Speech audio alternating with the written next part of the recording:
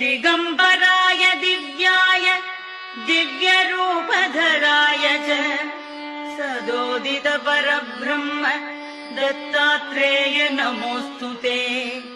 जम्बुद्वीपे महाक्षेत्रे मादापुरनिवासिने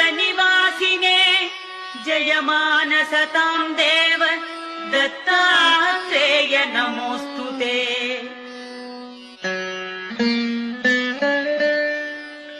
भिक्षाटनं गृहे ग्रामे पात्रं हेममयं करे नानास्वादमयी भिक्षा दत्तात्रेय नमोऽस्तुते।